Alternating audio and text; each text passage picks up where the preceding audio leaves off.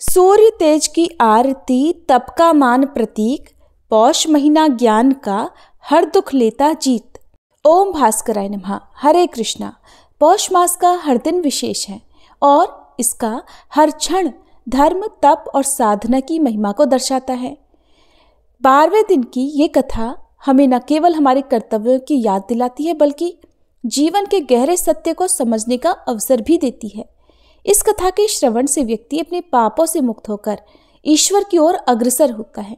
तो आइए अपनी आस्था और श्रद्धा के साथ आज की इस दिव्य कथा का शुभारंभ करें।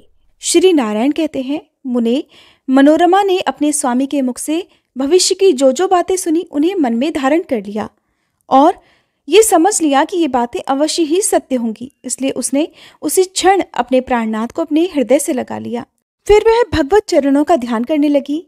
तब उसने योग द्वारा षट चक्र का भेदन करके वायु को मूर्धा में स्थापित किया और चंचल मन को जल के बुलबुले के सदृश क्षण भंगुर विषयों से खींचकर ब्रह्म रंध्र में स्थित सहस्त्रदल संयुक्त कमल पर स्थापित करके उसे ज्ञान द्वारा निष्कल ब्रह्म में बांध दिया। फिर उसके बाद निर्मूल और पुनर्जन्म रहित वेद कर्म का परित्याग करके उसने वही प्राण भी त्याग दिए, परंतु प्राणों से अधिक प्रिय राजा को नहीं छोड़ा। उसके बाद राजा तरह तरह से करुण विलाप करके फूट फूट कर रोने लगे। राजा के विलाप को सुनकर इस प्रकार आकाशवाणी हुई कि महाराज, शांत हो जाओ, क्यों रो रहे हो? तुम तो दत्तात्रेय जी की कृपा से बड़े बड़े ज्ञानियों में श्रेष्ठ हो, इसलिए सारे संसार को जो रमणीय दिख रहा है जल के बुलबुले के समान क्षण भंगुर समझो। वह साध्वी मनोरमा तो लक्ष्मी जी के अंश से उत्पन्न हुई थी, इसलिए वह लक्ष्मी जी के वास स्थान को चली गई। अब तुम भी रणभूमि में युद्ध करके वैकुंठ में जाओ। आकाशवाणी के इस वचन को सुनकर राजा ने शोक का परित्याग कर दिया। इसके बाद चंदन की लकड़ी से दिव्य चिता तैयार की और पुत्र द्वारा अग्नि संस्कार करवाकर उसका दाह संस्कार करवाया। फिर मनोरमा के पुण्य के निमित्त हर्षपूर्वक ब्राह्मणों को तरह तरह के रत्न, भलीभांति के वस्त्र और अनेक तरह के अन्यान्य दान किए। मुने, उस अवसर पर कार्तवीर्य के आश्रम में सर्वत्र निरंतर यही शब्द होता था कि दान दो और खाओ और खाओ। उस समय राजा द्वारा अधिकृत कोषों में जो जो धन मौजूद था उसे उसने मनोरमा के पुण्य के निमित्त हर्षपूर्वक ब्राह्मणों को दान कर दिया। इसके बाद असंख्य बाजों और सैन्य समूहों को साथ लेकर राजा दुखी हृदय से युद्ध भूमि के लिए प्रस्थान कर गया। आगे बढ़कर यद्यपि राजा को प्रत्येक मार्ग में अमंगल ही अमंगल दर्शन हुए, फिर भी वह रण क्षेत्र की ओर बढ़ता ही गया, वापस राजधानी को नहीं लौटा। वह युद्ध भूमि में परशुराम जी को देखकर वह तुरंत रथ से उतर पड़ा और भक्तिपूर्वक बड़े बड़े राजाओं के साथ दंड की भांति भूमि पर लेटकर उन्हें प्रणाम किया। तब परशुराम जी ने तुम स्वर्ग में जाओ ऐसा राजा को उसका अभीष्ट आशीर्वाद दिया। अब परशुराम जी कहने लगे, अरे धर्मिष्ठ राजेंद्र, तुम तो चंद्रवंश में उत्पन्न हुए हो और श्री विष्णु के अंशभूत बुद्धिमान दत्तात्रेय जी के शिष्य हो। तुम स्वयं विद्वान और वेदज्ञों के मुख से तुमने वेदों का श्रवण भी किया है, फिर भी तुम्हें इस समय सज्जनों को विडंबित करने वाली दुर्बुद्धि कैसे उत्पन्न हो गई? तुमने पहले लोभवश निरीह ब्राह्मण की हत्या कैसे कर डाली, जिसके कारण सती साध्वी ब्रह्माणी शोक संतप्त होकर पति के साथ सती हो गई। हे राजन, इन दोनों के वध से परलोक में तुम्हारी क्या गति होगी? कपिला कहाँ गई, तुम कहाँ गए, विवाद कहाँ गया और मुनि कहाँ चले गए? परंतु एक विद्वान राजा ने जो कर्म कर डाला वह तो हलवा भी नहीं कर सकता। मेरे धर्मात्मा पिता ने तो तुम जैसे राजा को उपवास करते देखकर भोजन कराया था और तुमने उन्हें वैसा फल दिया। राजन, तुमने शास्त्रों का अध्ययन किया है, तुम प्रतिदिन ब्राह्मणों को विधि पूर्वक दान देते हो और तुम्हारे यश से सारा जगत व्याप्त है, फिर बुढ़ापे में तुम्हारी अपकीर्ति कैसे हुई? सुनकर राजा कहने लगा, हे राम, आप श्री हरि के अंश, हरि के भक्त और जितेंद्रिय हैं। मैंने जिनके मुख से धर्म श्रवण किया है, आप उनके गुरु के भी गुरु हैं। मुने, मैंने रागवश होकर कामधेनु की याचना की थी, इसलिए मुझ अनुरागी क्षत्रिय का इसमें कौन सा अपराध हुआ? फिर भी आपके पिता ने महान बल पराक्रम से संपन्न बहुत से भूपालों का वध कर डाला। इस समय यहाँ शिशु अवस्था वाले राजकुमार ही आए हैं। आपने संपूर्ण पृथ्वी को 21 बार भूपालों से शून्य कर देने के लिए जो प्रतिज्ञा की है, अब उसका पालन कीजिए। युद्ध करना तो क्षत्रियों का धर्म ही है। युद्ध में मृत्यु को प्राप्त हो जाना उनके लिए निंदित नहीं है, परंतु ब्राह्मणों की रण स्पृहा लोक और वेद दोनों में विडंबना की पात्र है। वाणी ही जिनका बल और तप ही जिनका धन है, उन ब्राह्मणों की शांति ही प्रत्येक युग में स्वस्तिकारक कर्म है। ऐसा कहकर राजा शांत हो गया। उसके उस वचन को सुनकर सभी लोग भी मौन हो गए। फिर परशुराम जी के सभी भाई, जो बड़े शूरवीर तथा हाथों में अत्यंत तीखे शस्त्र धारण किए थे, उनकी आज्ञा से युद्ध करने के लिए आगे बढ़े। तब जो स्वयं मंगल स्वरूप तथा मंगलों का आश्रय स्थान था, उस महाबली मत्स्यराज ने भी उन सबको युद्धोन्मुख देखकर, अर्थात युद्ध के लिए तत्पर देखकर युद्ध करना आरंभ कर दिया। उस राजा ने बाणों का जाल बिछाकर उन सभी को रोक दिया। तब जमदग्नि के पुत्रों ने उस बाण समूह को छिन्न भिन्न कर डाला। मुने, राजा ने सैकड़ों सूर्यों के समान प्रकाशमान दिव्यास्त्र चलाया, परंतु मुनि ने माहेश्वर अस्त्र के द्वारा खेल ही खेल में उसे काट डाला। फिर से मुनियों ने दिव्यास्त्र द्वारा राजा के बाण सहित धनुष, रथ, सारथी और कवच की धज्जियां उड़ा दी। इस प्रकार राजा को शस्त्रहीन देखकर मुनियों को बड़ा हर्ष हुआ। तब उन्होंने मत्स्यराज का वध करने की इच्छा से शिवजी का त्रिशूल हाथ में उठाया। त्रिशूल चलाते समय आकाशवाणी हुई कि हे ब्राह्मणों, शिवजी का ये त्रिशूल अमोघ है, इसे मत चलाओ, क्योंकि मत्स्यराज के गले में सर्वांगों की रक्षा करने वाला शिवजी का दिव्य कवच बंधा है, जिसे पूर्व काल में दुर्वासा जी ने दिया था। इसलिए पहले राजा से उस प्राण दान करने वाले कवच को मांग लो। मुने, फिर परशुराम जी ने त्रिशूल चलाकर राजा पर चोट की, परंतु राजा के शरीर से टकराकर उस त्रिशूल के 100 टुकड़े हो गए। तब आकाशवाणी सुनकर महान पराक्रमी जमदग्नि नंदन परशुराम जी ने श्रृंगधारी सन्यासी का वेश धारण करके राजा से कवच की याचना की।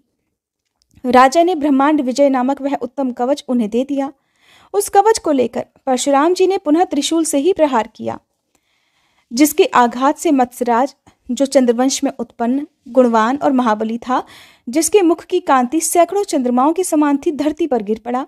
नारद, युद्ध में मत्स्यराज के गिर जाने पर महाराज कार्तवीर्य के भेजे हुए बृहदल, सोमदत्त, विदर्भ मिथिलेश्वर, मगधाधिपति और कान्यकुब्ज सौराष्ट्र, महाराष्ट्र और कलिंग आदि के सैकड़ों राजा 12 अक्षौहिणी सेना के साथ वहां आए, परंतु परशुराम जी ने उन सबको रणभूमि में सुला दिया। ये देखकर 1 लाख नरपतियों के साथ 12 अक्षौहिणी सेना लेकर राजा सुचंद्र रणस्थल में आए। सुचंद्र के साथ भयानक युद्ध हुआ, पर वे परास्त नहीं हो सके। तब परशुराम जी ने देखा कि मुंडमाला धारण किए हुए विकटानना भयंकर जगत जननी भद्रकाली उनकी रक्षा कर रही है।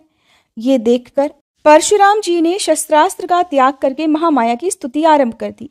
परशुराम जी बोले, आप शंकर जी की प्रियतमा पत्नी हैं, आपको नमस्कार है। सार स्वरूपा, आपको बारंबार प्रणाम है। दुर्गति नाशिनी को मेरा अभिवादन है। माया रूपा, आपको मैं बारंबार सिर झुकाता हूँ। जगत धात्री को नमस्कार नमस्कार। जगत कत्री को पुनः पुनः प्रणाम। जगत जननी को मेरा नमस्कार हो। सृष्टि का संहार करने वाली है जगन्माता, प्रसन्न होइए। मैं आपके चरणों की शरण ग्रहण करता हूँ, मेरी प्रतिज्ञा सफल कीजिए। मेरे प्रति आपके विमुख हो जाने पर भला कौन मेरी रक्षा कर सकता है। भक्त वत्सले, हे शुभे, आप मुझ पर कृपा कीजिए। सुमुखी, पहले शिवलोक में आप लोगों ने मुझे जो वरदान दिया था, उस वर को अब आपको सफल करना ही चाहिए। परशुराम जी द्वारा की गई इस स्तुति को सुनकर अंबिका जी का मन प्रसन्न हो गया और भय मत करो ऐसा कहकर वे वहीं अंतर्ध्यान हो गई।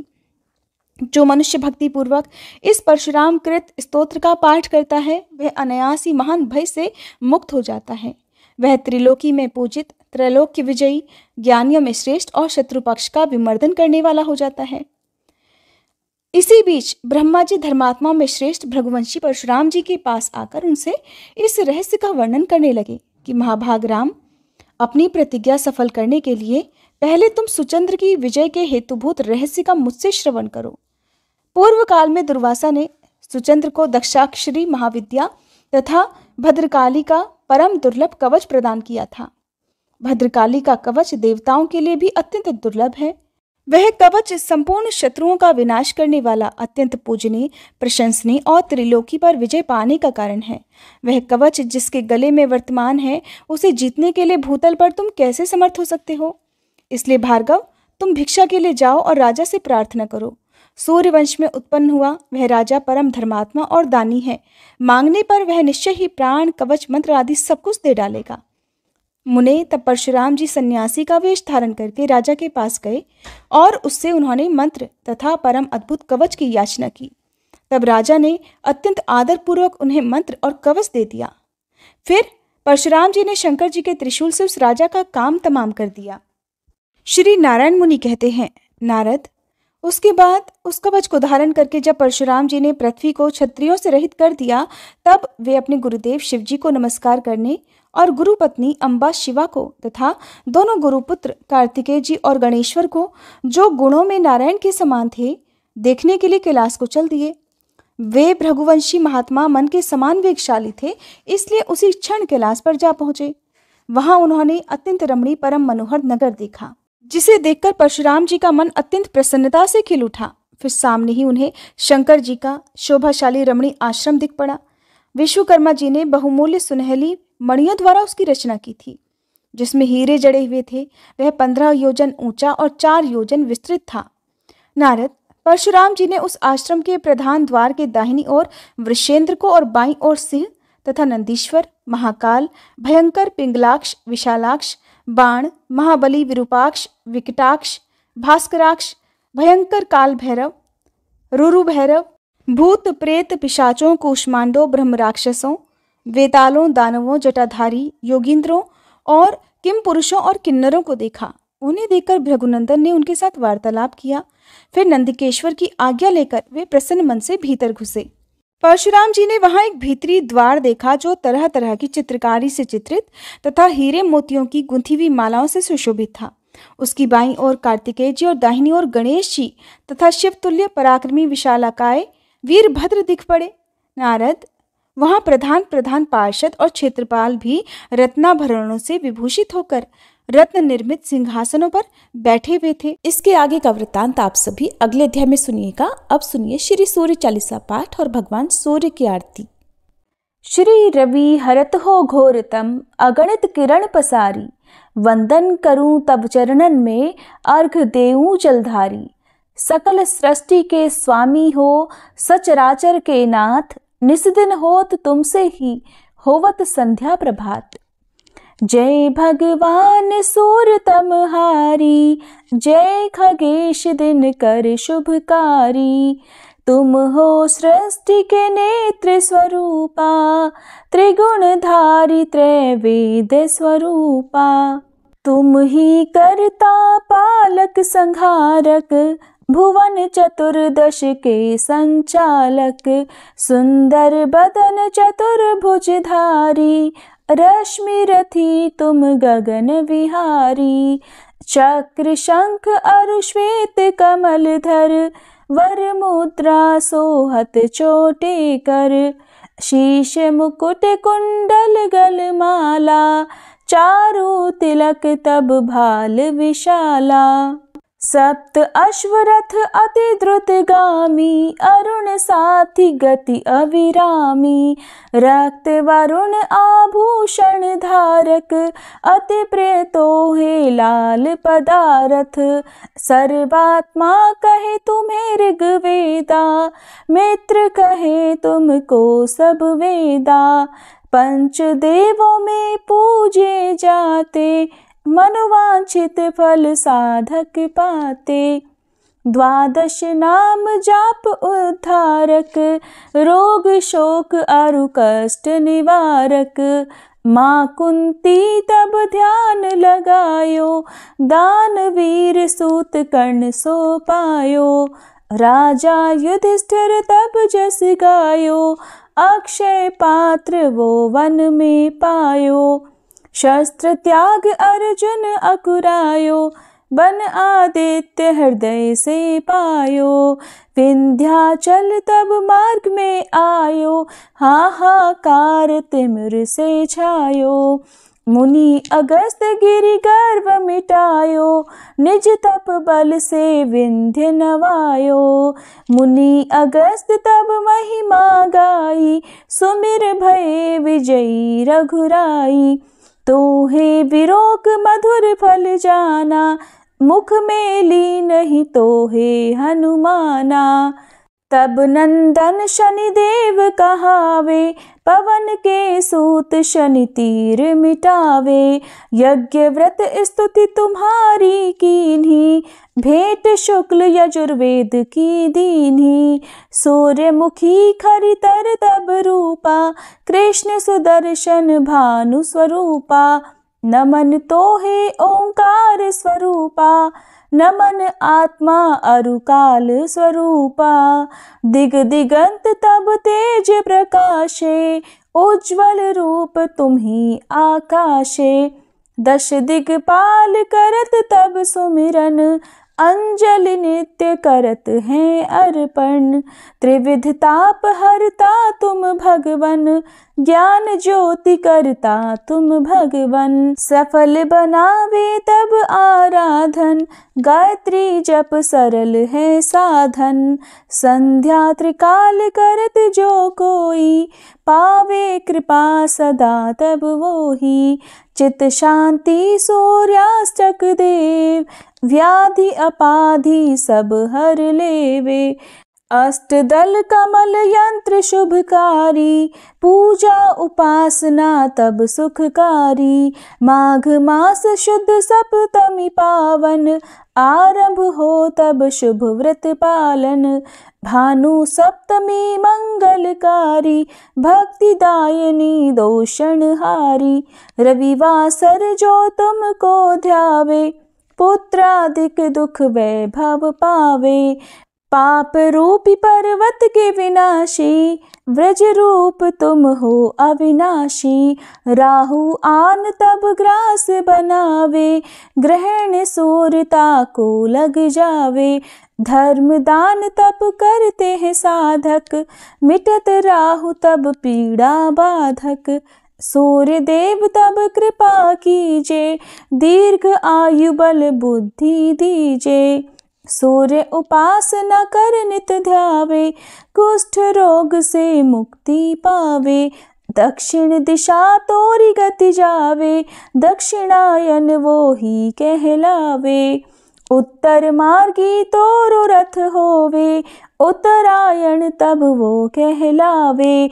मन और वचन कर्म हो पावन, संयम करता भलित आराधन। भरत दास चिंतन करत घर दिन कर तब ध्यान, रखियो कृपा इस भक्त पे तुम्हारी सूर्य भगवान। ओम जय सूर्य भगवान, जय हो दिनकर भगवान। जगत के नेत्र स्वरूपा, तुम हो त्रिगुण स्वरूपा। धरत सब ही तब ध्यान, ओम जय सूर्य भगवान। सारथी अरुण है प्रभु, तुम श्वेत कमल धारी। तुम चार भुजाधारी, अश्व है सात तुम्हारे। कोटि किरण पसारे, तुम हो देव महान। ओम जय सूर्य भगवान। उषा काल में जब तुम उदयाचल आते, सब तब दर्शन पाते। फैलाते उजियारा, जागता तब जग सारा। करे सब तब गुणगान, ओम जय सूर्य भगवान। संध्या में भुवनेश्वर अस्ताचल जाते, गोधन तब घर आते। गोधूली बेला में हर घर हर आंगन में, हो तब महिमा गान। ओम जय सूर्य भगवान। देव दनुज नर नारी, ऋषि मुनिवर भजते। आदित्य हृदय जपते, स्तोत्र ये मंगलकारी। इसकी है रचना न्यारी, दे नव जीवन दान। ओम जय सूर्य भगवान।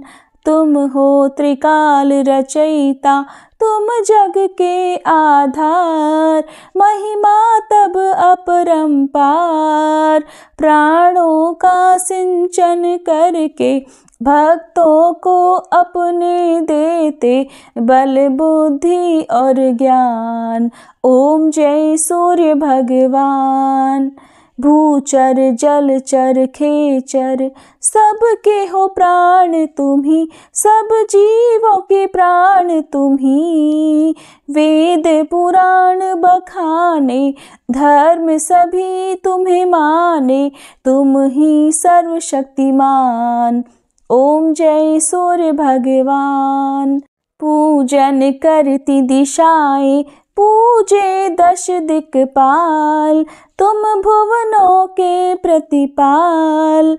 ऋतुएं तुम्हारी दासी, तुम शाश्वत अविनाशी, शुभकारी अंशुमान।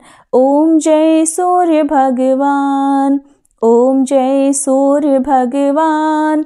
जय हो दिनकर भगवान।